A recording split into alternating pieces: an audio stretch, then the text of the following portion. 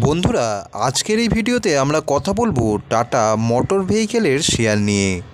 আজকের মার্কেটে হঠাৎ করে কেন এতটা একটা বড় পরিবর্তন এলো, আর প্রশ্ন হচ্ছে এই লেভেল থেকে কি আবার এই শেয়ার ঘুরে দাঁড়াতে পারে, সেটাও আমরা জেনে নেব। চলুন চার্ট দেখে ধাপে ধাপে আপনাদের সহজ ভাষায় বুঝিয়ে দিই। বন্ধুরা, এখন আপনারা স্ক্রিনে যে চার্টটা দেখছেন এটা হলো 5 মিনিটের একটি টাইম ফ্রেম। চার্টের শুরুতেই আমরা দেখতে পাচ্ছি যে সকালবেলায় শেয়ারটা একটা ভালো আপের মুভমেন্ট দেখিয়েছিল।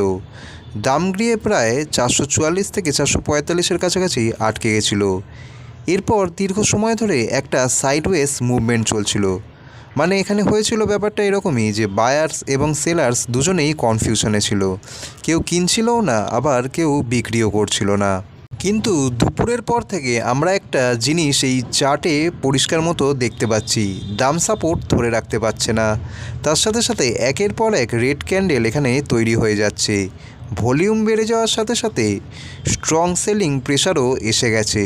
মানে শেয়ারটা সরাসরি নেমে গেছে এবার 428 লেভেলের কাছাকাছি।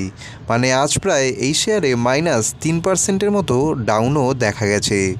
এবার আপনাদের মনে প্রশ্ন আসতেই পারে যে এই 428 লেভেলটা কী জিনিস। এই লেভেলটা হলো এখন একটা ইমিডিয়েট সাপোর্ট জোন। এখানে আগে কিছুটা বাইং দেখা গেছে, এখন এখান থেকে দুটো সিনারিও হতে পারে। যদি শেয়ারটা 428 থেকে 430 রেঞ্জের উপরে সাস্টেন করতে পারে তাহলে এখানে একটা শর্ট টার্ম বাউন্স দেখা যেতে পারে। আর প্রথম টার্গেট হতে পারে 435 থেকে 438। তারপরে যদি স্ট্রেন্থ আসে তাহলে 440 পর্যন্ত এটি রিট্রেসমেন্টও করতে পারে।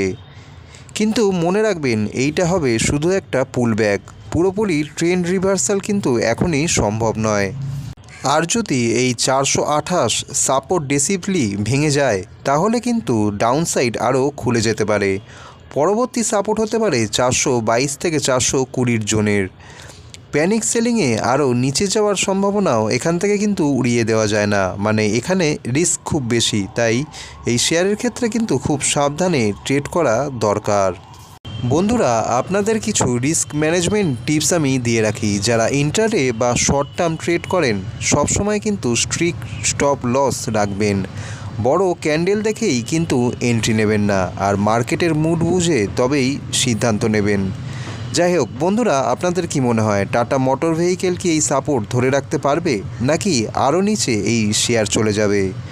কমেন্টে আপনাদের মতামত অবশ্যই জানাবেন। আর ভিডিওটা ভালো লাগলে একটা লাইক করে দিন এবং সহজভাবে চার্ট অ্যানালাইসিস পেতে এভাবেই চ্যানেলটাকে সাবস্ক্রাইব করে রাখুন।